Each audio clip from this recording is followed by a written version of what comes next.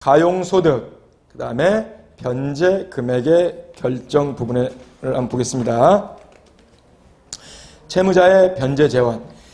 개인회생 절차의 변제 절차는 개인회생 재단이라고 불리는 변제 재원을 가지고 이루어지는데, 개인회생 재단, 즉 채무자의 재산은 첫 번째, 개인회생 절차 개시 결정 당시 채무자가 가진 모든 재산과 채무자가 개인회생 절차 개시 결정 전에 생긴 원인으로 장래에 행사할 청구권 및 개인회생 절차 진행 중에 채무자가 취득한 재산 및 소득으로 구성이 되는데, 개인회생 절차가 파산 절차와 크게 대비되는 점 중에 하나가 바로 위 2항의 재산 및 소득도, 즉 장래에 취득할 재산 및 소득, 그런데 실질적으로 실무상 장래에 취득할 재산을 변제재원으로 삼는 경우는 거의 없고요.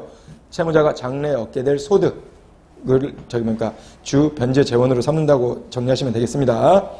그래서 위 2항 재산 및 소득도 변제재원으로 삼을 수 있다는 점인데, 대부분의 개인회생 절차는 그 중에서 채무자가 장래에 취득하는 소득이 주요 변제재원이 된다고 말씀을 드렸습니다. 가용소득 산정을 부분을 보면, 가용소득의 의의를 보면 현재까지 여러 번 말씀드렸는데, 가용소득은 채무자가 변제 기간 동안 계속적이고 반복적으로 수령할 수 있는 소득에서 각종 제세공과금과 채무자 및 피부양자의 생활에 필요한 생계비, 채무자가 영업에 종사하는 경우, 영업소득자인 경우에 그 영업의 경영 및 보전 및 계속을 위하여 필요한 지출 비용을 공제한 나머지 소득을 가용소득이라고 하는데, 채무자는 변제 기간 동안 벌어들이는 소득으로 각종 제세공과금을 납부하고 채무자 및 피부양자를 위하여 일정한 비용을 지출할 수밖에 없는데, 개인회생 절차에서는 바로 이와 같은 각종 제세공과금, 즉 4대 보험료라든지 소득세, 소득세 등 제세공과금과 생계비 및 영업소득자의 영업비용을 공제한 나머지 소득을 가용소득이라고 지칭하면서, 이를 가지고 개인회생 채권자 등을 위한 채무의 변제에 사용하도록 하고 있는데, 이를 가용소득이라고 합니다. 그 다음에 가용소득 산정 시 고려 요소로는, 법에서는 가용소득을 다음 1호의 금액에서 2호 내지 4호의 금액을 공제한 나머지 금액으로 정의를 하고 있는데, 첫 번째, 채무자가 수령하는 근로소득자인 경우 근로소득, 그 다음에 연금소득. 제가 지난 시간에도 말씀드린 모르겠지만 간혹 문의하시는 분 중에 국민연금이나 공무원연금이라든지 그 연금소득만 있는 그 채무자도 당연히 개인회생 절차를 진행하는데 문제가 없습니다. 변제재원으로 삼는데, 그런데 이제 그때 말씀드린 적 있나요? 기초생활수급비라든지 어차피 생계보장 차원에서 국가에서 지급하는 기초생활수급비를 변제재원으로 해서 개인회생 절차를 진행할 수 없습니다.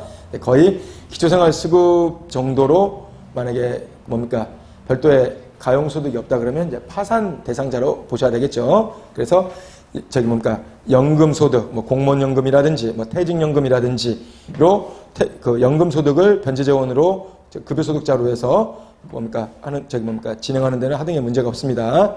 다만 4대 보험료라든지 기초생활 수급비에서 생계비를 빼고 나머지를 가용소득으로 해서 개인회생 절차를 진행하는 것은 실무상 허용되지 않습니다. 채무자가 수령하는 근로소득, 연금소득, 부동산 임대소득, 사업소득, 그 밖에 합리적으로 예상되는 모든 종류의 소득의 합계금액.